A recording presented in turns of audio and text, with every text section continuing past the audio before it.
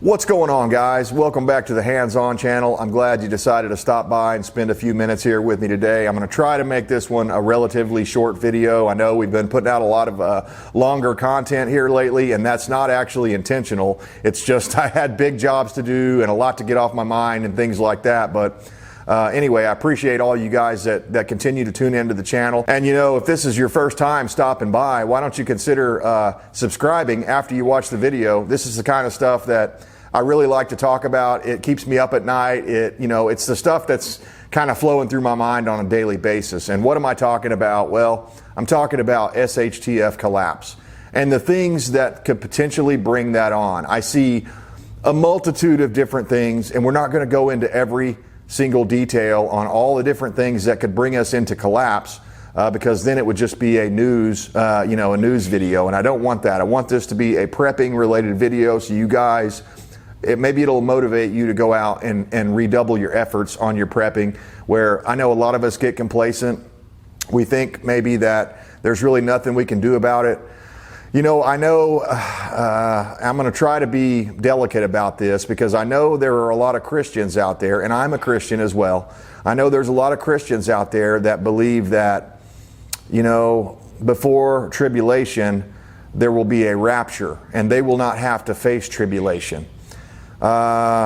I don't like that. I'm not sure about that doctrine to begin with. I'm not sure I believe in the pre-tribulation rapture, but a lot of Christians do. And they've just, in a way, they've used that as a cop-out. They're like, well, I'm not going to prepare, because if I prepare, in my mind, that means that I don't really believe what the Bible says about the pre-tribulation rapture. But in my opinion, the Bible actually doesn't say there will be a pre-tribulation rapture. There is talk about a rapture in the Bible, but it's debatable whether or not that comes before the tribulation or after the tribulation.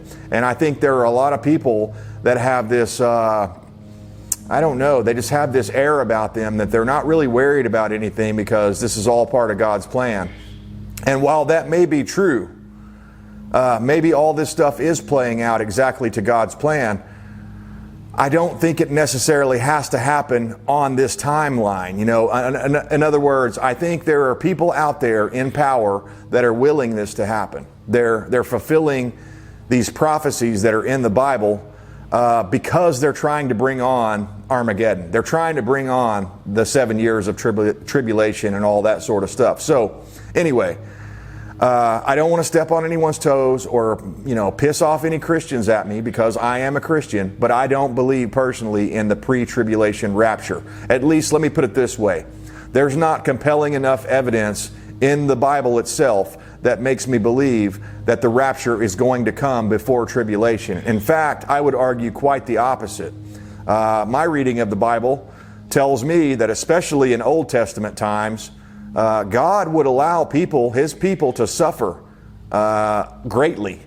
I mean, so, you know, it's hard for me to believe that when I read verses out of the Old Testament that God would not, you know, allow these people to be, you know, these Christians, the selected few, the 200,000, whatever it is, that He would not allow them to experience any of this tribulation. I don't agree with that. I don't think that that's biblical at all. And you know, you can do your own research, but the research that I came up with indicated that actually came from some Catholic nun in like I want to say the early 1900s, maybe the late 1800s, but it was not, you know, it was not accepted into biblical teaching until the 1920s, right? So that's relatively new. I don't like it when I see things or interpretations that are newer interpretations, especially when I don't agree with them like that. So anyway, I say all that to say this. SHTF is coming, man. It's coming. Whether or not that's the beginning of the 7 years of tribulation, I don't know. There's a lot of debate that we could have about that, but the point of this video is that the things that I'm preparing for are world enders for the United States of America. I'm not prepping for a tornado or a hurricane. I'm not prepping for wildfires or, you know, any of that sort of stuff, really, to be honest with you. I'm prepping for one thing, and I think it's the most likely possible outcome when I look around the world and I look at all of our enemies that we've made, especially since Joe Biden came into office, and I look at the weapons that they have available, there's only one thing that I think our enemies are probably foaming at the bit to do right now, and I can't even really understand why they haven't done it yet. And that thing, drum roll please, what is it? EMP. Or EMP combined with cyber attacks that completely wipes out our grid. Because our enemies know, and so do we. Our federal government also knows, they've war-gamed all this stuff. They know that an EMP or multiple EMPs detonated over the continental United States would be a death blow to the greatest superpower that's ever existed on the face of the earth. You know, a lot of us look back to the Romans and the collapse, the fall of the Roman Empire, and we look at these indicators that are apparent here if you look around in America. But I'm going to tell you something. As bad as it was during the fall of the Roman Empire, it's going to be 100 times worse here. Because we have 350 million people, or they say, 330, 350 million. Depends on if you count the illegals that are currently here now, or all the other, possible terrorist cells that could be out there in the United States waiting to activate right now. They may already have backpack style EMP devices that they could set off in major cities all around the United States. But that's not the ones that I'm worried about. I'm worried about the massive ICBM upper atmosphere EMPs that could wipe out. They claim that 1 or 2 EMPs could wipe out the entire United States. And our enemies know this. And they're not just going to send 1 or 2, they're going to send 24. That way, if we're able to knock a few of them out, some still get to the targets, right? So I think that is the greatest threat facing the United States of America in 2024. I mean, obviously, Joe Biden is leading us down all of the wrong paths, and you could point to him. But I think when I look at our enemies and I look at the arsenals and the types of technology that they have available to them, all of them, whether it be Russia, they have EMPs. They have good ones. They probably have EMPs that they could put on the tips of hypersonic missiles. I mean, so they could deliver this thing that fast and it'd be over. And you want to talk about the worst of people. When you start seeing, I mean, it's not going to happen on day one, I don't believe, but after an EMP happens, it'll probably take 24 to 48 hours before people really realize and it starts to sink in what has happened. Their refrigerators are going to be offline. All the food in their fridge is going to start spoiling instantly. Many of them that are on city water supply or even water wells like I'm on out here in the suburbs. I'm on my own well, but the problem is if the power goes out, you can't pump that water out anymore. Toilets are going to start getting filled up with urine and feces, and people aren't going to know what to do with that. Pretty soon, enough time goes by, they don't handle that properly, then they start getting diseases and, flies and maggots and other things come in there drawn to that sort of stuff. They get sick from breathing those fumes and stuff like that. I mean, most people have no idea how to function without that power. That's our number one threat. Number one threat. I mean, I'm more worried about that than full-scale thermonuclear warfare. The reason why is I know it's going to instantly turn the United States into sort of like The Walking Dead, the zombie apocalypse, or World War Z. Imagine that scene in World War Z where they're all climbing over the Israeli wall. It'll be like that when people get hungry enough. They'll be climbing over the tops of each other because they want to feed themselves first and foremost, but they also want to feed their kids. So, when this all goes down, I don't believe there's anything that can save any of us. The only best hope you have is being in a very remote place that's going to be overlooked, hopefully, by the hordes of people that are going to be starving and coming out to take your preps. That's what's going to happen. You're going to be so overwhelmed, even if you're in the suburbs or if you're out in the country, but you're still kind of close to a city, you're going to be overwhelmed with hordes of people that are starving coming to take your stuff. They may ask for it in the beginning. They may say, hey, please, can you help me? Can you give me this or can you give me that? When there are enough of them built up in your area, they will simply take what they want from you. So even if you have all the preps in the world, even if you have the best generator set up and you have solar panels and you have all this stuff, if you're not in the right location, you will most likely die. So I see a scenario where even though I'm out in the suburbs, I'm 20 miles away from any major city or anything like that, my neighbors, many of them are not preppers. They're going to start looking around going, hey, I'm hungry. Where can I get some food?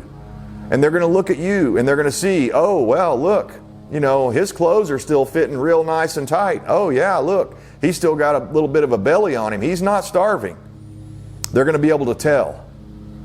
So I think the number one existential threat that the United States faces right now, it is World War III. It's related to World War III, but the first strike will be nuclear-tipped or EMP nuclear-tipped devices, probably ICBMs. We probably won't be able to shoot them down.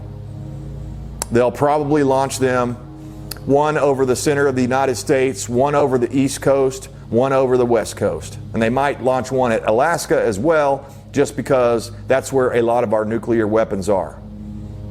And I don't know how the United States would respond, especially with somebody like Sleepy Joe at the helm. I mean, I have no idea what they would do. The United States, in response, may have a doctrine where even an EMP would be considered a nuclear attack, and they may go ahead and launch all of the nukes we have, which is not nearly as many as you might think. So, yeah, when I fall asleep at night, that's the dark vision that I see. Very similar to The Walking Dead. You won't be able to barter. You won't be able to trade. Most likely you won't be able to use your radios, your comms, if you have ham radios or anything like that, or CB radios, because other people will be able to triangulate your positions based on the power of, you know, that's coming out of your radio. They'll be able to tell that you're hiding out back there or whatever, right? So, I mean, no one is safe from this. No one. Not even the uber rich like Zuckerberg and Bill Gates and all these people that have built these bunkers, right, in Hawaii and all this, these $100 million bunkers. Guess what? Somebody had to pour that concrete.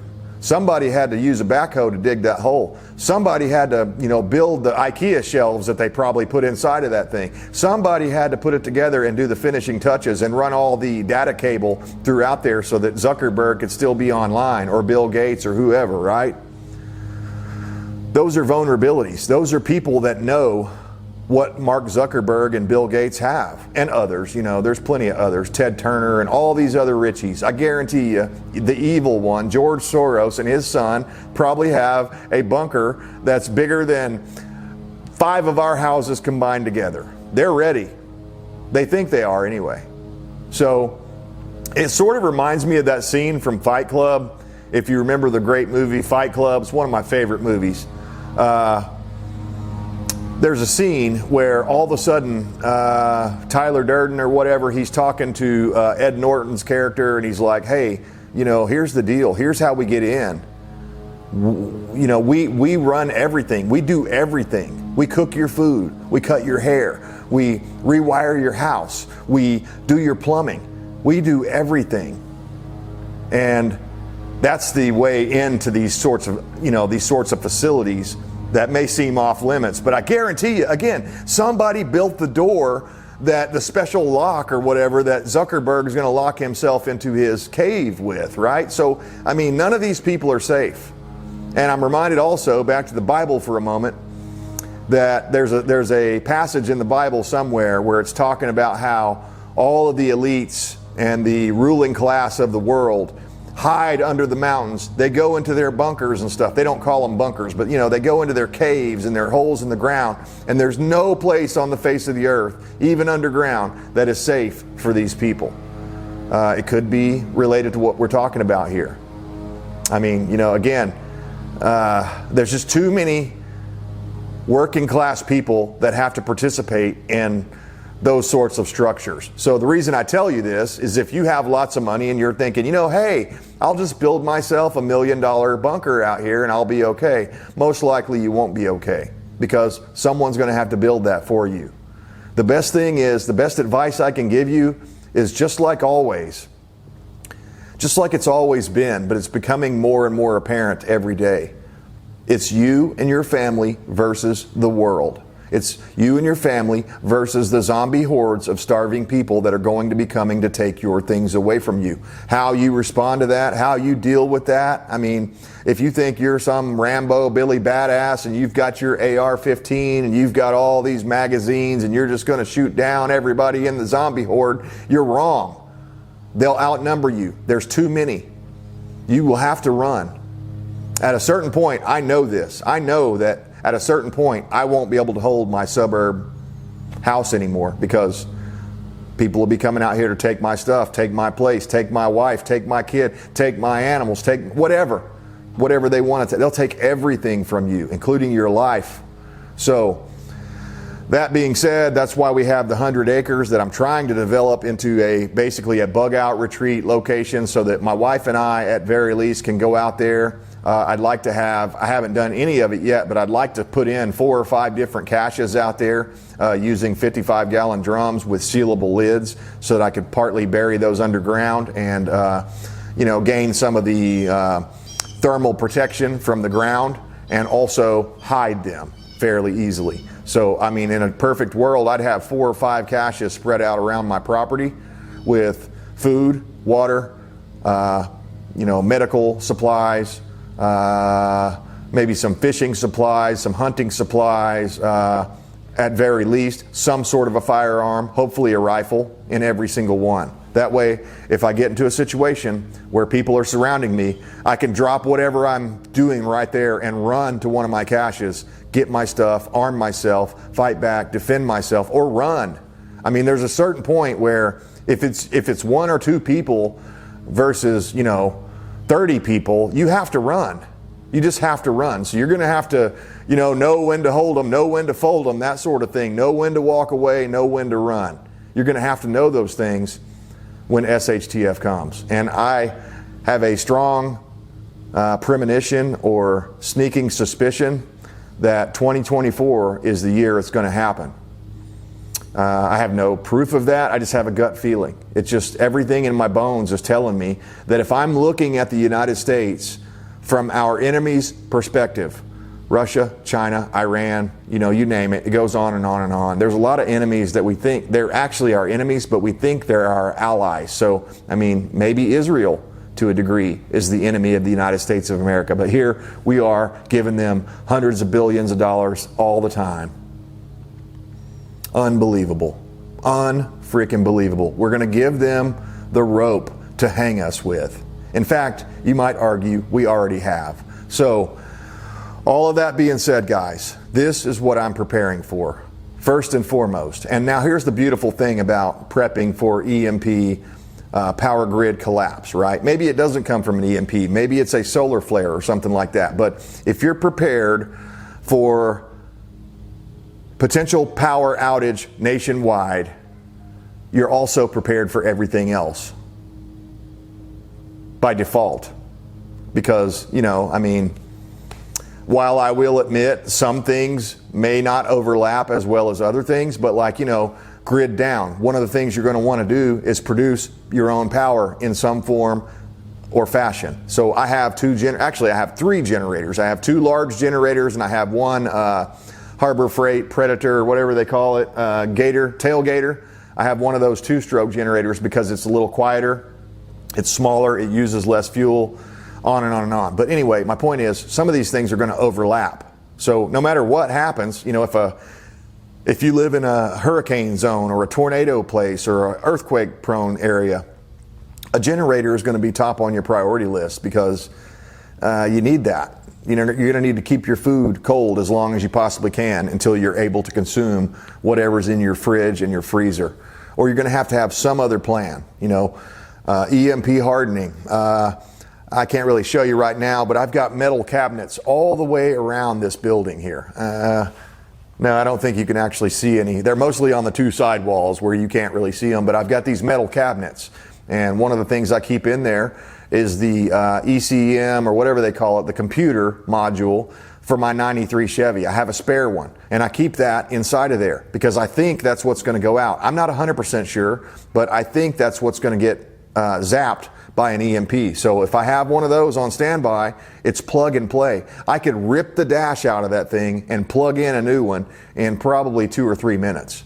So that would be enough if all the other vehicles were not running to be able to get me and my family over to our bug out location. The other thing you might consider are your, let's say pre-1975 vehicles. Most of your vehicles that are from the 60s and 70s and before ran off of a point system, instead a points ignition system rather than HEI or whatever Ford calls their, ignition system. It's electronic, right? Well, the electronic ignition systems in HEI and other more modern V8 engines and 6 cylinders, that has a component inside there that could get fried out. If you have those extra components, you may be able to fix your distributor or keep a spare distributor in one of these metal Faraday boxes. I'm not 100% sure about this, but this building we're sitting in right now is 100% steel on the outside. Now, I've done some research on that, and they say to actually make it a true Faraday cage, you would have to put some sort of a, fencing or something or wire underneath the concrete so that it completes the entire circuit and creating a Faraday shop. So in theory, and it may not be 100% protected here in my shop building because I don't have the metal under the floor. But if it protects 90%, maybe it doesn't wipe out everything in my shop. Maybe I get some level of protection because I'm in a metal shop building. And if you are planning to build a metal shop building in the future, I highly recommend putting some kind of a metal grid underneath that will complete that circuit and then therefore insulate you and protect you against EMP. And that could be the difference of having a running vehicle or not. Might be the difference of saving your life or not. So these are all things you need to consider. But in my opinion, the number one threat we're facing in the United States of America from our foreign adversaries is EMP attack. We know it, they know it, and I can't really understand why they haven't done it yet. So that's what I'm prepping for, guys. Let me know down in the comments, what are you guys prepping for? Am I totally off base? Is the EMP never going to happen? Do you think it's more likely we'll have a civil war first before we have EMP attacks? I mean, that's another possibility. We'll save that for another video. But, could foreign adversaries be encouraging things to happen here in the United States of America? I think they are. In fact, I'll leave you with this on the outro here. I read an article 20-30 minutes ago that China is directly tied to funding these pro-Palestinian protests that are going on all around the country at colleges all around you, probably in your state as well. And also, George Soros has his finger all over this Palestinian protest that is looking like it's building up to be potentially another summer of love, just like in 2020. Where they burn down cities and all that stuff. Now, I don't know that it will necessarily go that far, but again, our enemies, they have infiltrated our country. They're here. They're here. They're buying the land next to you. They're all around us. We've allowed them to come in. And it's pretty easy once the enemy's inside to activate sleeper cells and do all sorts of stuff to create chaos. Hit me up down below. We'll continue this discussion. I appreciate you tuning in. As always, I stand for liberty to the bitter end. I hope you do too.